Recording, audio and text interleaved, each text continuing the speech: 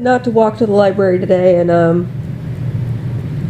just hang around the house. I mean, I'm wearing my leopard skin, or my leopard print leggings, and not even putting on long johns today, just kind of hanging out.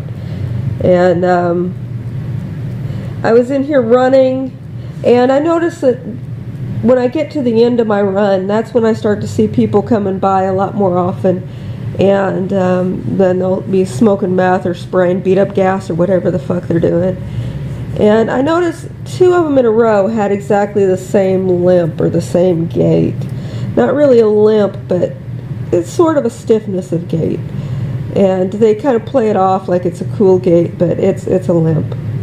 And so looking at both of them, and I got to thinking, if this was a video game, and, like Rabbids, and I had like a plunger shooter thingy-mabob, I wouldn't even, it would just be, anyway. But I was thinking about, I don't care if these people die. I don't. And I thought about what a big change that is and who I used to be. And so I said out loud, you know what I like about you people? If I saw you dead in a pool of blood, I would find it a more attractive sight. I wouldn't feel sad. And as bad as things are about to get in the world, I'm kind of glad I'm surrounded by people I won't miss. I mean, think about it. When I'm being tortured every night and nobody will do anything about it. When every law is being broken all around me, and I can cooperate in every possible way I can think of, and they all just like, yeah, but you're not important enough, we can't listen to you, and I'm like, but they'd be the first to jump on me if I hit anybody back. So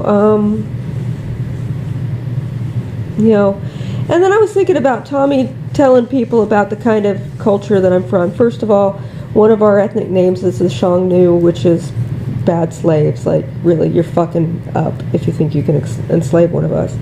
And another one is our cultural paintings. There's lots and lots of these images of warriors standing on big piles of corpses. And that really used to happen in these battlefields. They would send hundreds and hundreds of people.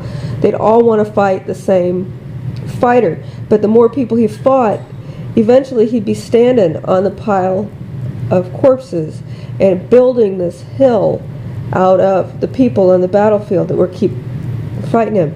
Because if this person wasn't killed, a lot of times nobody was going to get paid. Nobody. So they'd come all this way, and everybody had their own individual story about why they were desperate for the money and desperate enough to join this ridiculous army to begin with. And so they'd come after this person who was better trained, more mature, really an adult, which is very rare in this world. They don't exist here.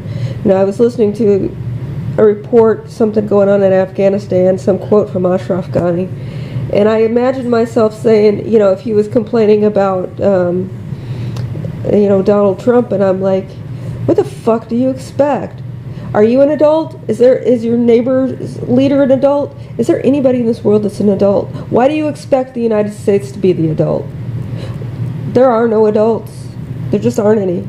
There's no one to go run to and say this is wrong. There's no one.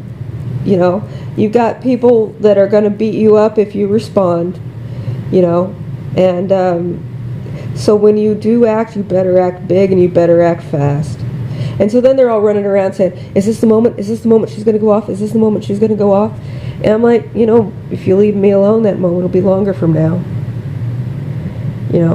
But